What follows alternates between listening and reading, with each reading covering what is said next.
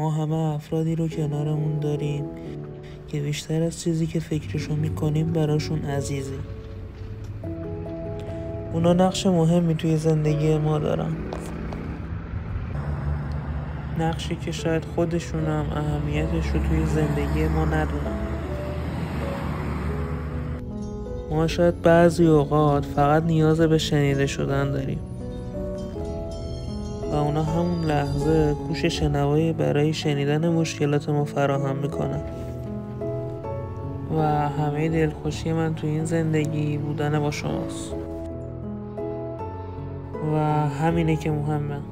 پس مرسی که هستین. دمتون گرم.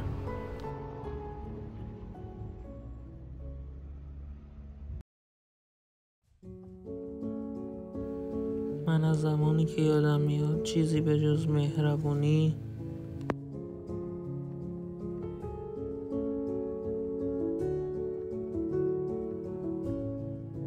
حمایت،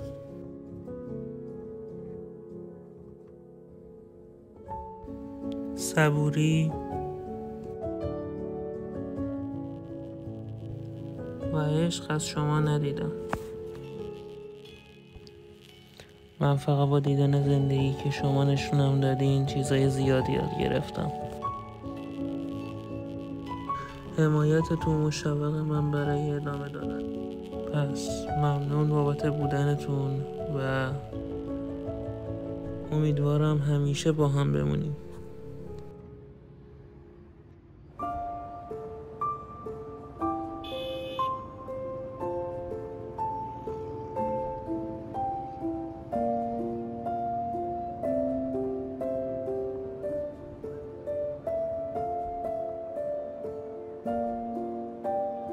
دوست داشتم نظر شما رو راجع به این موضوع بدونم و اینکه یه استوری گذاشتم و ازتون پرسیدم که اگر شما میخواستین چیزی به این افراد بگین و ازشون تشکر کنین بابت بودنشون، بهشون چی میگفتین؟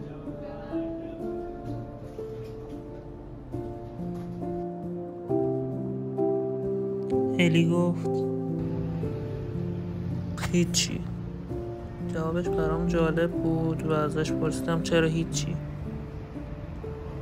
علتشو بهت میگم، چون اگه هر قولی بهش بدی روزگار ممکنه کاری باهات بکنه که نتونی بهش عمل کنی. اون خودش انقدر معرفت داشته که کنارت باشه، پس گفتن نداره.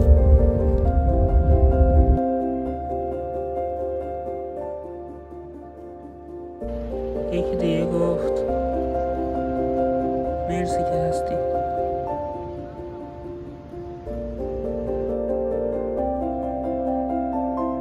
امیر گفت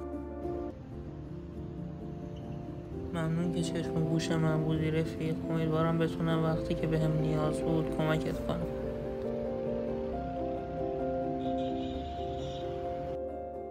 سارا گفت در این مورد با یه جمله ساده دقیقاً بهش میگم ممنون که در مقطع درستی از زندگی وارد شدی و باعث شدی کلی احساسات خوب و جدید رو تجربه کنم.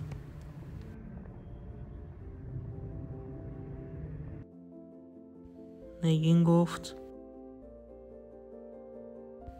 میدونی من ترجیح میدم برای تشکر چند تا شاخه گل رز سفید بخوام به یکی هدیه بدم. فقط هم رز سفید.